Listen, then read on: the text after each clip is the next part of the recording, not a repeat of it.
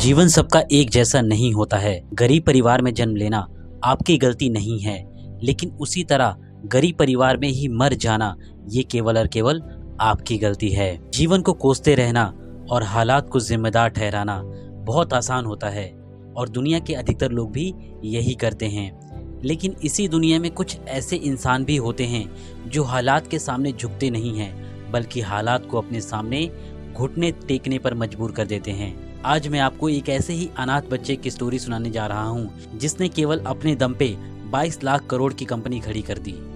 लेकिन क्या आप जानते हैं कि 22 लाख करोड़ की इस कंपनी की नींव रखने वाले इंसान के पास बचपन में अपना सर ढकने के लिए भी छत नहीं हुआ करता था।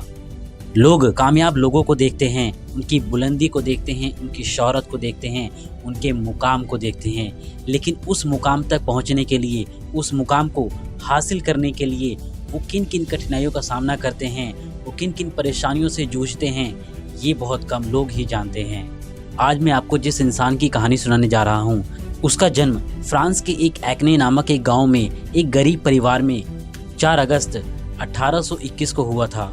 उनके पिता एक किसान थे और जब वो 10 साल के हुए तो उनकी माता का स्वर्गवास हो गया। उनके पिता ने फिर दूसरी शादी कर ली और उनकी सौतेली माँ ऐसी थी जैसा आप 90s की मूवी में देखते हैं, और वो उनको ना ठीक से खाना देती थी और ना ही चैन से रहने देती थी। सौतेली माँ ने उनके जीवन को नर्क से भी बदतर बना दिया था। उन्होंने ये सारे अत्याचार बहुत काफी समय तक सहा, लेकिन जब सारी हदें पार हो गई तो उन्हें अपना ही घर छोड़ने पर मजबूर होना पड़ा। उनके गांव से पेरिस 500 किलोमीटर की दूरी पर था। पैसे ना होने की वजह से उन्होंने पैदल चलकर ही ये सफर तय किया।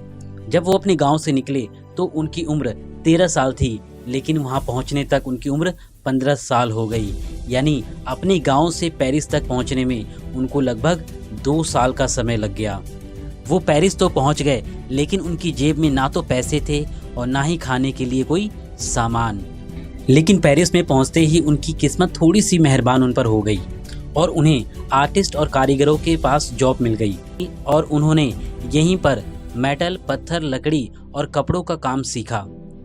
इस नौकरी में उन्हें केवल इतने पैसे मिल जाते थे जिससे वो अपना पेट पाल सकें, लेकिन रहने के लिए छत का इंतजाम उनके लिए अभी तक नहीं हुआ था। वो अपनी पूरी रात एक कंबल ओढ़कर खुले आसमान के नीचे लकड़ियों पर गुजारते थे, लेकिन यहाँ से ही उनका समय पलटने वाला था।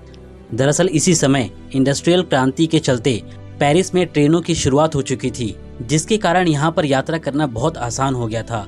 लोग ट्रेन का सफर दिल खोल कर रहे थे, लेकिन अभी भी एक समस्या बरकरार थी और वो थी सामान को ले जाने की, क्योंकि ट्रेन में लोग कपड़े, फर्नीचर और पेंटिंग जैसे सामान लेकर जाया करते थे। लोगों की ये प्रॉब्लम कारीगरों के लिए एक बड़ा अवसर था। कारीगरों ने लकड़ी के बड़े बड़े बॉक्स बनाना शुरू कर दिए। हमारे हीरो को अपने लिए भी एक बड़ा मौका दिखाई देने लगा। ये कई प्रकार के कारीगर का काम कर चुके थे और उन्हें मेटल, पत्थर और लकड़ी जैसे कामों की काफ़ी अच्छी नॉलेज थी और उन्हें तलाश थी सिर्फ एक मौके की, और वो मौका मिला मॉन्सियर मेरिकल से। मॉन्सियर मेरिकल ने उनको अपनी दुकान पर एक कारीगर के रूप में नौकरी पर रख लिया। यहाँ पर भी उन्हें पैसे कुछ खास नहीं मिला करते थे, लेकिन वो कहते हैं ना कि हीरे को जब तक घिसा नहीं जाएगा वो चमकेगा कैसे।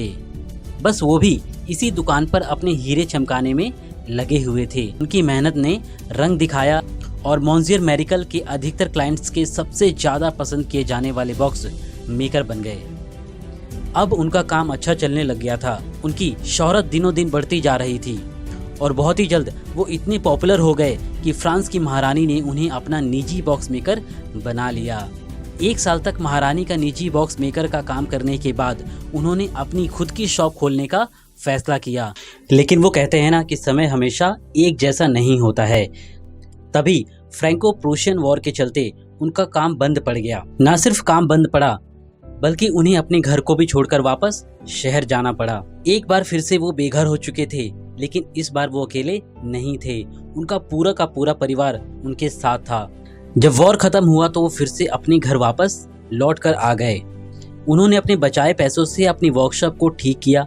दुकान खोलने की महज 6 महीने के भीतर ही उनका काम फिर से पहले की तरह पटरी पर आ गया। इस बार उन्होंने तकनीक का प्रयोग करने के बारे में सोचा और अपने बैग्स पैटर्न प्रिंट करना शुरू कर दिया।